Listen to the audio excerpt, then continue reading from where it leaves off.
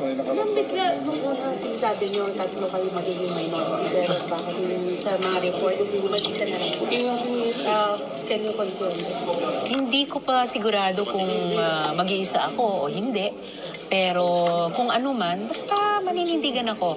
Ang bawat isa naman sa amin ay responsable at saka accountable sa aming mga desisyon. So siguro, dun sa mga kasama ko, mas dapat na sila ang sumagot kung bakit nila gagawin or hindi gagawin ang isang bagay na pinag-uusapan sa ngayon.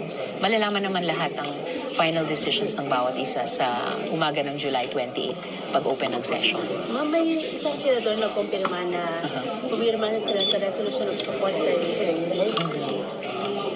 para dun sa mapabilang sa majority.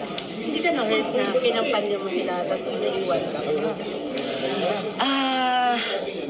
Hindi ako na-hurt dahil yun na nga sabi ko nga, basta patuloy akong maninindigan. Kung ang bawat isa sa amin ay may sariling diskarte, ako rin naman po, basta nakatutok pa rin ako doon sa layunin na palakasin yung oposisyon, hindi lang sa loob, pati sa labas ng Senado.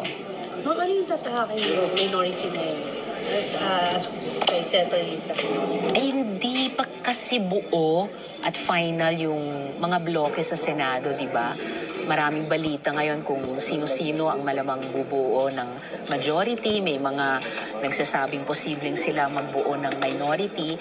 And yun na nga 100% mapafinalize yun sa umaga ng July 28. So, yun din ang sinusubaybayan kong mga emerging scenarios. Yun din ang pagbabatayan ko ng final decision. Basta para sa akin, mananatili akong independent senator para katuwang ako nung palalakasin na oposisyon sa labas, sa buong bansa.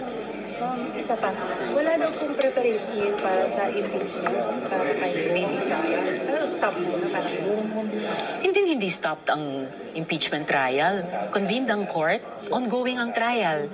Bakit ko sinasabi yan? Si VP Duterte nagsubmit ng kanyang formal answer ad cautelam. Yung House prosecutors nagsubmit ng kanilang reply doon sa answer na ayun. At parehong sa loob ng allowed time frame ng Senate rules on impeachment. So, buhay na buhay at ongoing ang trial. Pinaalalahanan ko nga po yung presiding officer nung 12:01 p.m. ng June 30, pwedeng-pwede na nilang pasumpain yung 12 pang bagong senador bilang senator judges dahil nga ongoing ang trial. Hindi siya stopped at all. sa July 29, ma'am, magbumusod ka para